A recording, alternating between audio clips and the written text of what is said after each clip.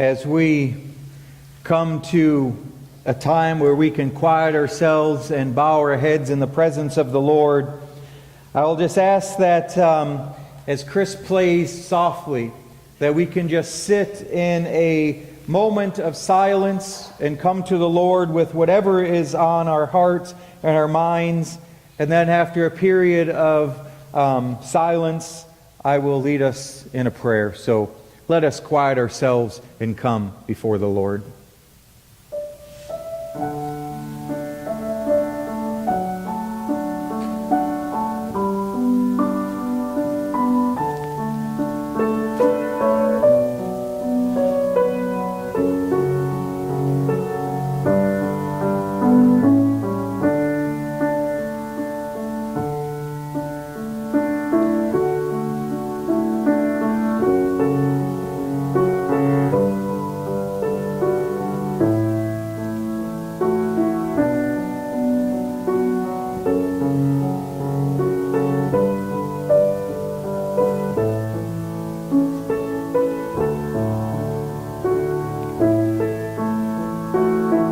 Father, Mother, O breathing life and eternal Spirit, Earth Maker, Pain Bearer, Life Giver, beloved and the source of all that is and that shall be, which art in heaven, whom is in heaven, and who lives above and beyond and in all the earth. Hallowed be thy name. Holy is your truth. Your name shines everywhere and echoes throughout the universe. Thy kingdom come, reveal who you are. Imagine your possibilities now, your kingdom here. Your will be done. Embody your desire in every light and form. On earth as it is in heaven, your circle be one, uniting heaven and earth, becoming one. Give us this day our daily bread, a nurturing spirit. Feed us, protect and provide for all who are hungry and homeless. And forgive us our debts as we forgive our debtors. And forgive us our trespasses as we forgive those who trespassed against us. Heal through us as we ourselves are healed. And lead us not into temptation. Do not bring us into a time of trial, not into exploitation. Lead us into fullness of life. But deliver us from evil. Rescue us, free us, liberate all that is good. For thine is the kingdom, the waters of life, every vision and song from gathering to gathering, and the power and the glory, presence and goodness are yours, now and forever. Amen.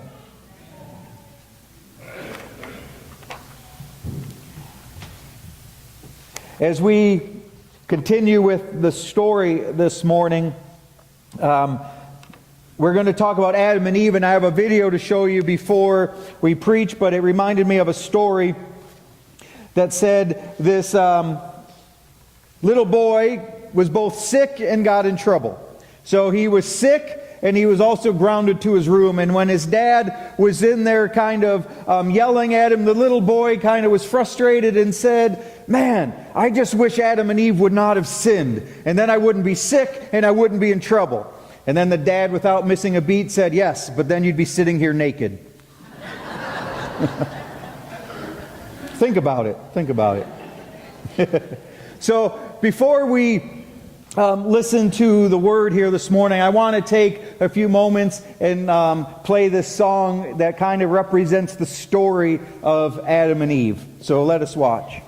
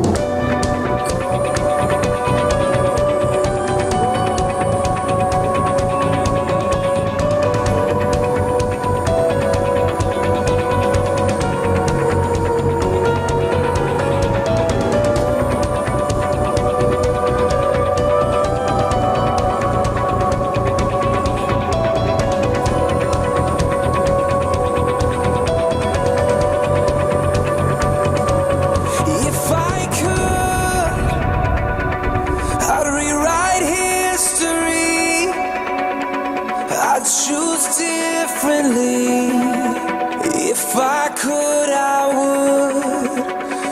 I'd leave out the part where I broke your heart in the garden shade.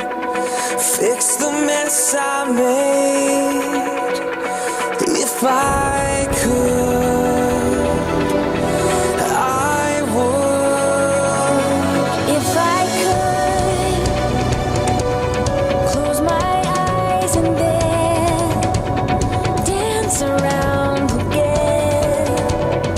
If I could, I would be who you adore. Why did I need more when beauty was not trained to hide behind my shame? If I could, I would. Can you hear us cry, wishing we could turn back time to feel your breath when branches move? Take one more sunset walk with you, must each tomorrow hold such brokenness untold.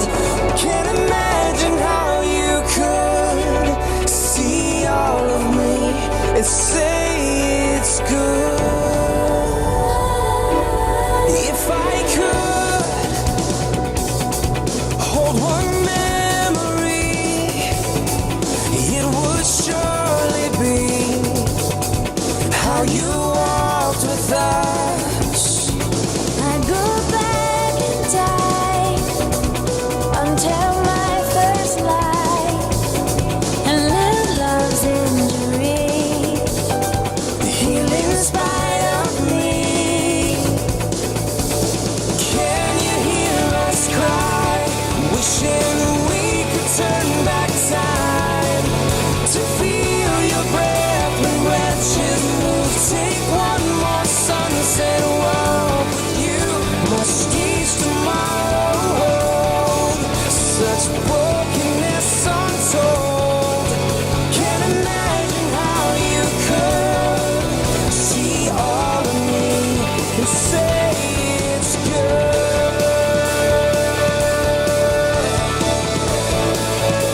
And say it's good.